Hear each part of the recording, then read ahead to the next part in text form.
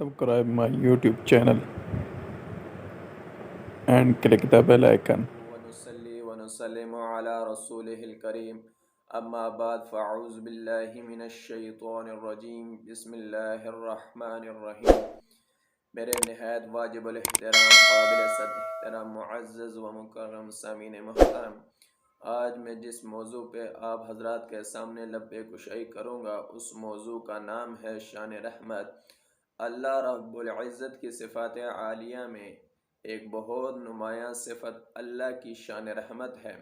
اسماء حسنہ میں الرحمن اور رحیم دونوں اسی صفت کے ترجمان ہیں، اور ان میں اللہ کی رحمت کی کثرت، عموم، تسلسل اور دوام سب کی طرف اشارہ موجود ہے۔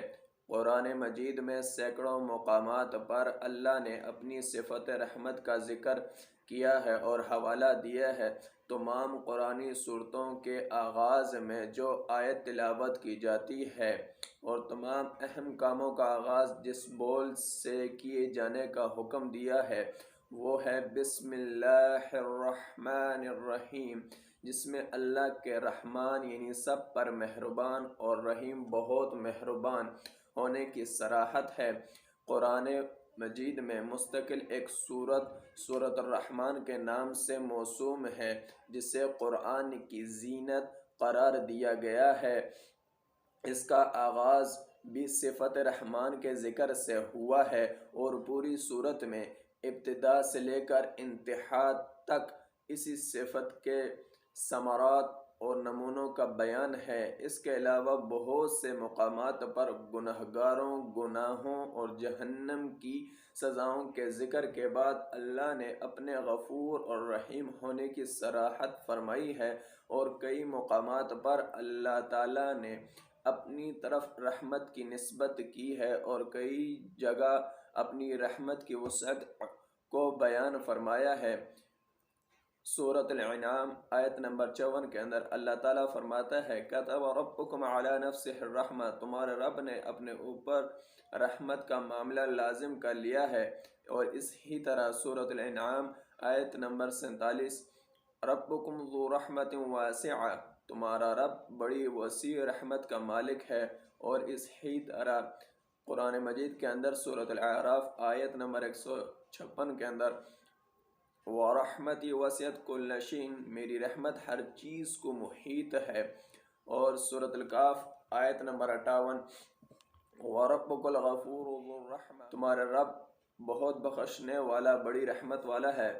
اور فرشتوں کا یہ قول بھی قرآن میں نقل ہوا ہے ربنا وسعت كل شيء رحمة وعلما، اے ہمارے رب آپ کی رحمت اور علم ہر چیز پر باری ہے۔ جناب رسول اللہ صلی اللہ علیہ وسلم کی احادیث میں اللہ کی شان رحمت کا تذکرہ مختلف پیراویوں میں بڑی کثرت سے ملتا ہے۔ ایک حدیث میں آپ صلی اللہ علیہ وسلم نے ارشاد فرمایا کہ اللہ نے لوح محفوظ میں لکھ دیا ہے ان رحمتی تغلب غضبی، میری رحمت میرے غضب پر غالب رہتی ہے۔ اور اس ہی طرح ایک دوسری جگہ پہ سبقت رحمتی غضبی کے الفاظ ذکر کیے گئے ہیں، یعنی میری رحمت میرے غضب پر مقدم رہتی ہے۔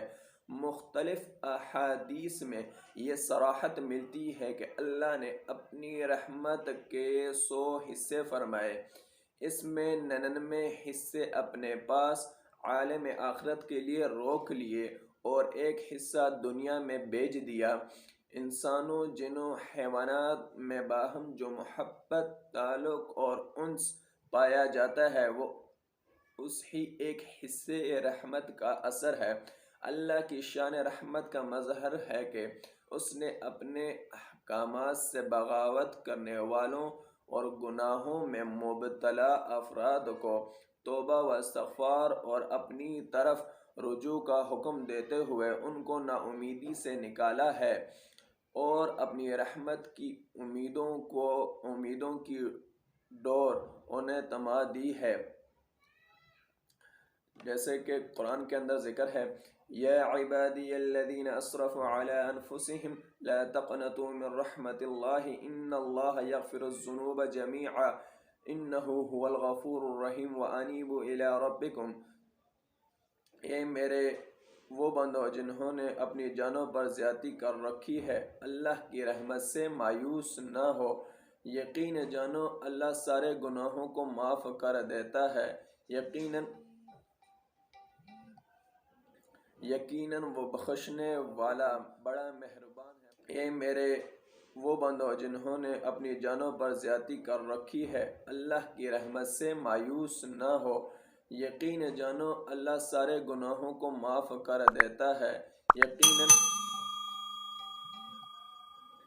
یقیناً وہ بخشنے والا بڑا مہربان ہے۔ بس تم اپنے رب سے لو لگا لو۔